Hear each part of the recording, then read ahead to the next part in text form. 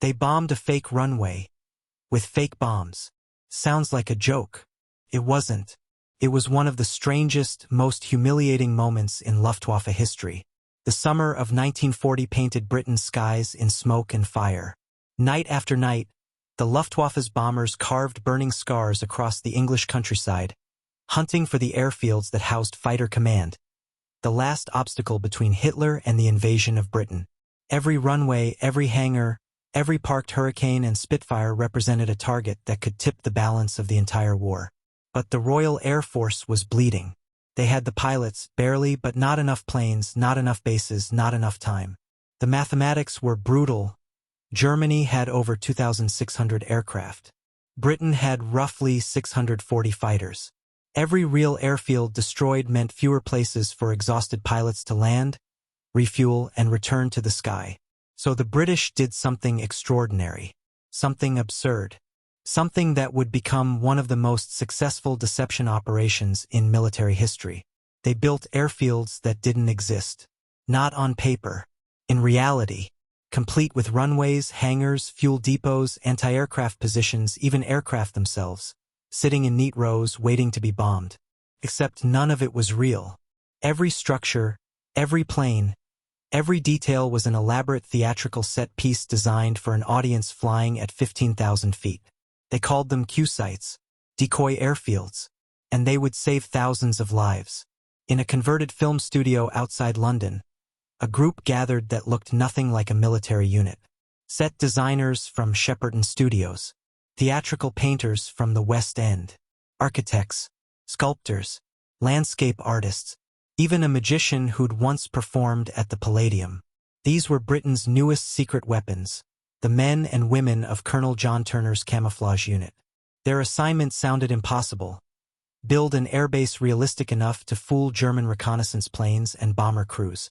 Make it so convincing that the Luftwaffe would choose to waste their ordnance on empty fields instead of real targets. The work began in the autumn of 1940.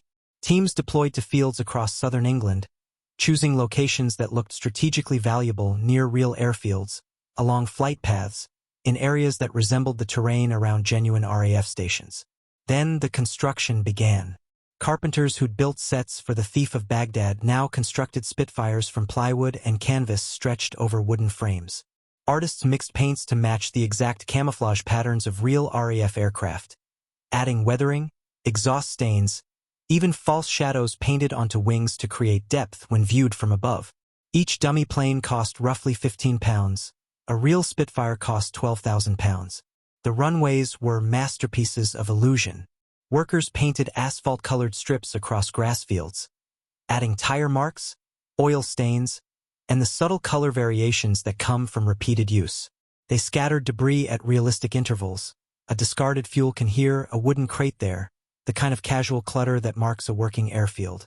Hangars rose from timber frameworks covered in painted canvas, their doors perpetually half open to suggest activity inside.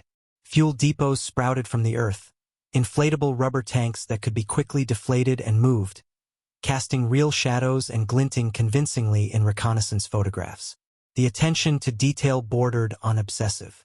Crews would taxi the wooden aircraft to different positions each night, creating new tire tracks and the impression of constant operations. They installed lighting systems that mimicked runway markers, flare paths, and hangar floods, all controlled from hidden bunkers.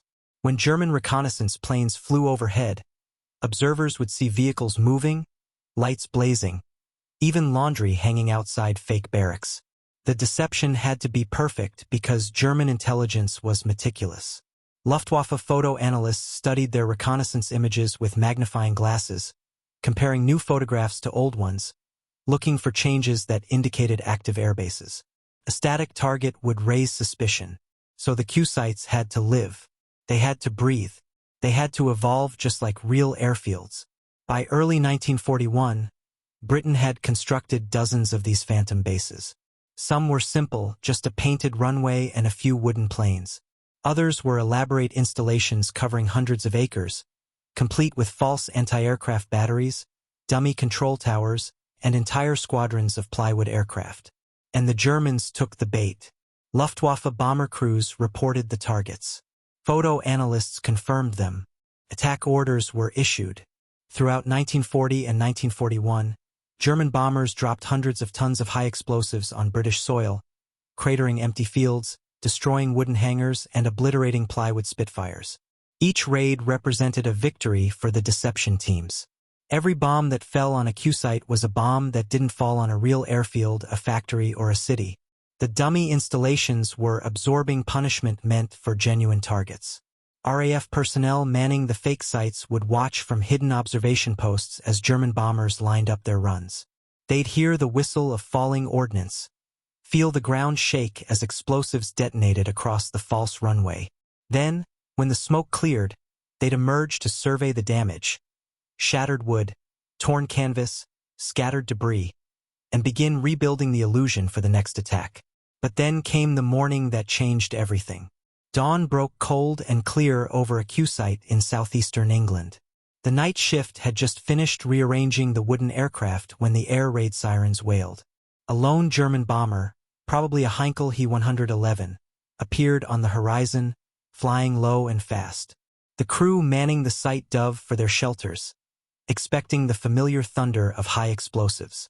RAF spotters tracked the bomber through binoculars as it lined up its approach, flying with unusual precision directly over the fake runway. The bomb bay doors opened. Objects tumbled out, dark shapes silhouetted against the morning sky.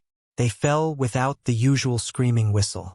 No detonation, no blast wave, just a series of soft thuds as the objects struck the ground, rolling slightly before coming to rest. In the silence that followed, one thought echoed through every mind. Duds. Unexploded ordnance. The most dangerous kind.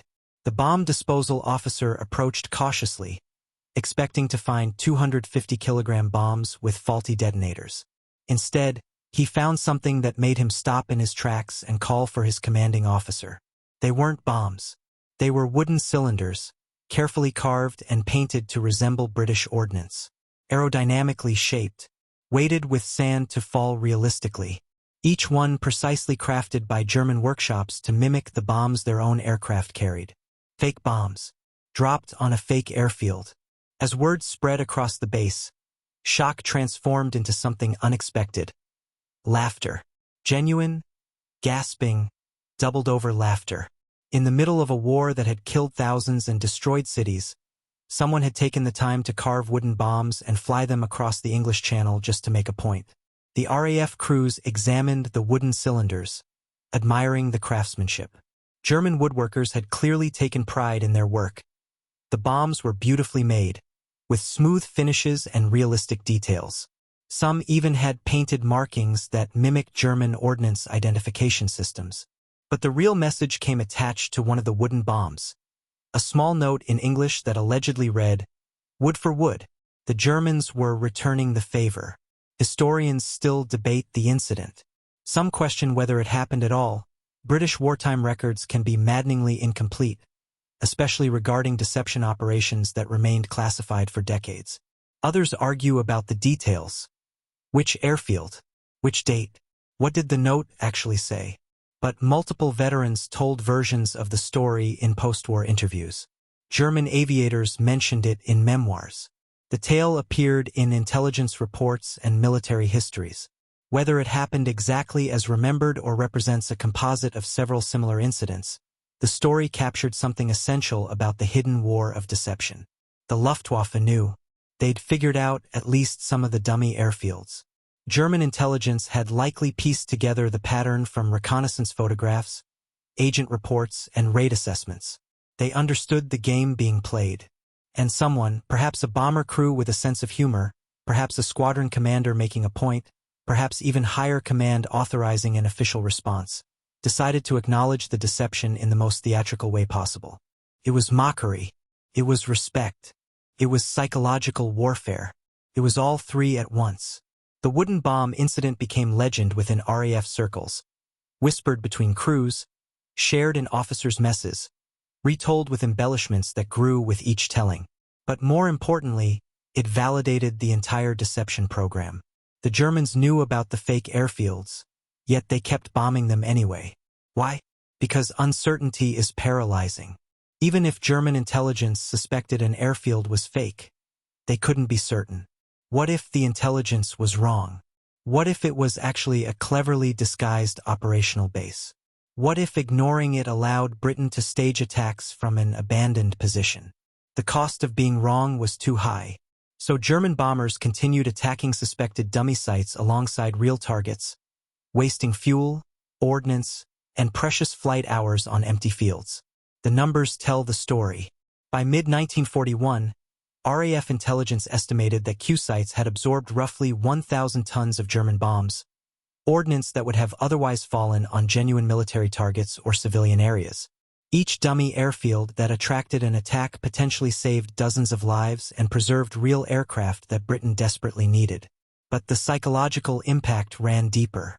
The deception operations forced the Luftwaffe to question everything they saw. Every airfield became suspect. Every target required additional verification. Reconnaissance flights had to be repeated, analyzed, compared.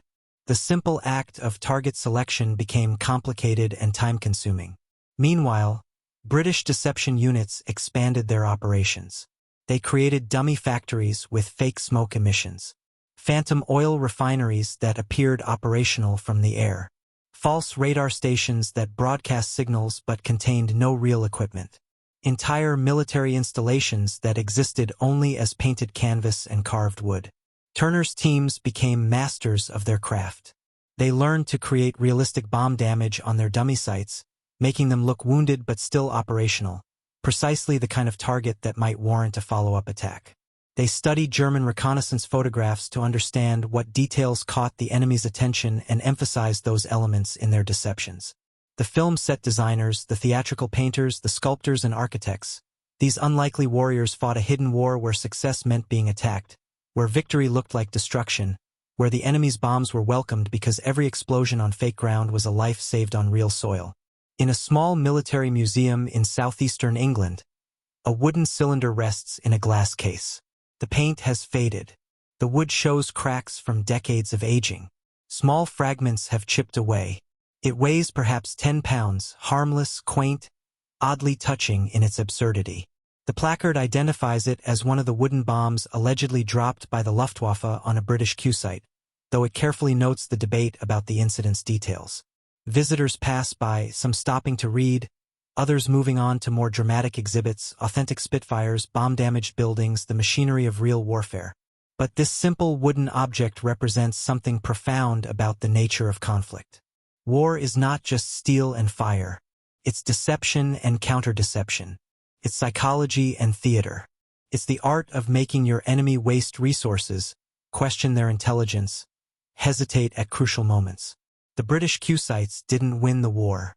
Fighter commands pilots, the development of radar, American entry into the conflict, Soviet resistance, these factors decided the outcome. But the dummy airfields bought time. They preserved resources. They saved lives. They demonstrated that creativity could be as powerful as firepower.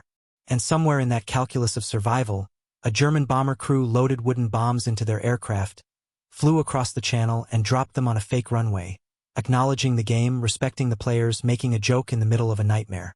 The wooden bomb sits in its case, a monument to the strangest weapon of World War II. The power of illusion.